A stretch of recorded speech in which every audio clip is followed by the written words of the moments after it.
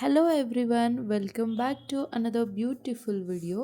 ಈ ವಿಡಿಯೋದಲ್ಲಿ ನಾವು ಚಿಕನ್ ಗ್ರೇವಿ ಅಥವಾ ಚಿಕನ್ ಚಾಪ್ಸ್ ಮಾಡೋದು ಹೇಗೆ ಅಂತ ನೋಡೋಣ. ಅದಕ್ಕಿಂತ ಮುಂಚೆ ಯಾರೆಲ್ಲ ನನ್ನ ಚಾನಲ್ನ ಸಬ್ಸ್ಕ್ರೈಬ್ ಮಾಡ್ಕೊಳ್ದೆ ನೋಡ್ತಿದ್ದೀರಾ, please subscribe to my channel. ಇಲ್ಲಿ ನಾನು ಏನೇನು ತೊಗೊಂಡಿದ್ದೀನಿ ಅಂತ ಹೇಳ್ತಿದ್ದೀನಿ. 2 ಹಸಿ ಮೆಣಸಿನಕಾಯಿ, ಸ್ವಲ್ಪ ಪುದೀನ, ಸ್ವಲ್ಪ ಕೊತ್ತಂಬರಿ ಸೊಪ್ಪು, 3 ಈರುಳ್ಳಿ, ಸ್ವಲ್ಪ ತೆಂಗಿನಕಾಯಿ ತುರಿ, ಅರ್ಧ ಹೋಳಷ್ಟು, 1 ಬೆಳ್ಳುಳ್ಳಿ, ಸ್ವಲ್ಪ ಶುಂಠಿ, 2 ಟೇಬಲ್ ಸ್ಪೂನ್ ಮೆಣಸು, ಚಕ್ಕೆ ಲವಂಗ, 2 ಪೀಸ್ ಚಕ್ಕೆ, 8ರಿಂದ 10 ಲವಂಗ ಎಲ್ಲನೂ ಹಾಕ್ಕೊಂಡು ಮಿಕ್ಸಿಯಲ್ಲಿ ರುಬ್ಕೊಳ್ಳೋಣ. ಚಿಕ್ಕದಾಗಿ ಕಟ್ ಮಾಡಿಕೊಂಡ್ರೋ ಈರುಳ್ಳಿ ಒಗ್ಗರಣೆಗೆ ಇಟ್ಕೊಂಡಿದ್ದೀನಿ, ಸೊ ಅದನ್ನೇನು ಹಾಕೊಳ್ಳೋದು ಬೇಡ, ಹಾಗೆ ಪ್ಲೇಟಲ್ಲಿ ಇಟ್ಕೋತೀನಿ. ಇನ್ನು ಮಿಕ್ಕಿದ ಐಟಮ್ಸ್ ಎಲ್ಲ ಹಾಕ್ಕೊಂಡು ನುಣ್ಣಗೆ ರುಬ್ಕೋತೀನಿ. ಸೊ ಕಾಯಿ ತುರಿ ಸ್ವಲ್ಪ ಜಾಸ್ತಿನೇ ಬೇಕಂದರೆ ಜಾಸ್ತಿ ತೊಗೊಳ್ಳಿ, ಅಂದರೆ ಎಷ್ಟು ಜನಕ್ಕೆ ಮಾಡ್ತಿದ್ದೀರಾ ಅದ್ರ ಮೇಲೆ ಡಿಪೆಂಡ್ ಆಗುತ್ತೆ. ನಾನು ಅರ್ಧ ಹೋಳು ತೊಗೊಂಡಿದ್ದೀನಿ, ಸೊ ದಟ್ 4ರಿಂದ 5 ಜನ ಊಟ ಮಾಡ್ಬೋದು ಈ ಗ್ರೇವಿಯಲ್ಲಿ.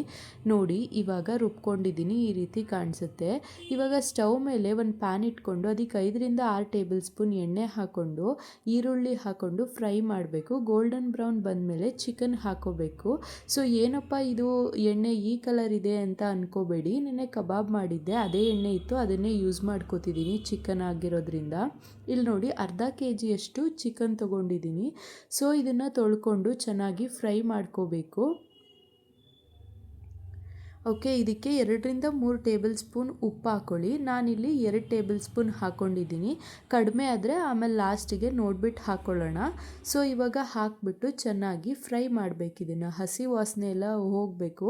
ಇದು ಫ್ರೈ ಆಗ್ತಾ ಆಗ್ತಾ ನೀರು ಬಿಟ್ಕೊಳ್ಳೋಕೆ ಶುರು ಆಗುತ್ತೆ, ಅದು ನೀರೆಲ್ಲ ಮತ್ತೆ ಹೋಗಬೇಕು, ಅಲ್ಲಿವರೆಗೂ ಫ್ರೈ ಮಾಡ್ತಿರಬೇಕು.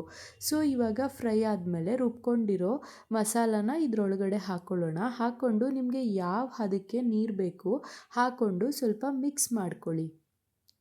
ಇದು ಪೂರಿಗೆ ಚಪಾತಿಗೆಲ್ಲ ತುಂಬ ಚೆನ್ನಾಗಿರುತ್ತೆ. ಸೊ ನಿಮಗೆ ಗ್ರೇವಿ ಟೈಪಲ್ಲಿ ಬೇಕಂದರೆ ನೀರು ಸ್ವಲ್ಪ ಜಾಸ್ತಿ ಹಾಕ್ಕೊಳ್ಳಿ, ಸೊ ಇಲ್ಲ ಅಂದರೆ ಸ್ವಲ್ಪ ಕಡಿಮೆನೇ ಹಾಕ್ಕೊಳ್ಳಿ. ಓಕೆ, ನಿಮಗೆ ಯಾವ ಥರ ಇಷ್ಟ ಆಗುತ್ತೆ ಅಷ್ಟು ನೀರು ಹಾಕ್ಕೊಳ್ಳಿ. ಸೊ ಇವಾಗ 2 ವಿಸಿಲ್ ಬರ್ಸ್ಕೊಂಡಿದ್ದೀನಿ, ನೋಡಿ ಈ ರೀತಿ ಕಾಣಿಸುತ್ತೆ. ಸೊ ಇದನ್ನು ಸರ್ವ್ ಮಾಡ್ಕೊಳ್ಳೋಕ್ಕೆ ರೆಡಿಯಾಗಿದೆ. ನೀವು ಬೇಕಂದರೆ ಕೊತ್ತಂಬರಿ ಸೊಪ್ಪು ಮೇಲೆ ಉದುರಿಸ್ಕೊಬೋದು ಈ ಟೈಮಲ್ಲಿ. ನಾನು ರುಬ್ಕೊಳ್ಳೋಕ್ಕೆ ಹಾಕಿದ್ನಲ್ಲ ಜಾಸ್ತಿ, ಅದಕ್ಕೆ ಇವಾಗ ಹಾಕ್ಕೊಂಡಿಲ್ಲ. ಸೊ ನೋಡಿ ಸರ್ವ್ ಮಾಡ್ಕೋತಿದ್ದೀನಿ. ಅನ್ನಕ್ಕೆ ತುಂಬಾ ಟೇಸ್ಟಾಗಿತ್ತು, ಪೂರಿಗಂತೂ ಇನ್ನೂ ಟೇಸ್ಟಾಗಿರುತ್ತೆ. ಒಂದ್ಸಲ ಪ್ಲೀಸ್ ಟ್ರೈ ಮಾಡಿ ನೋಡಿ, ನಿಮಗೂ ಇಷ್ಟ ಆಗುತ್ತೆ. Thank you so much for watching this video. Please like, share and subscribe to my channel. Keep supporting.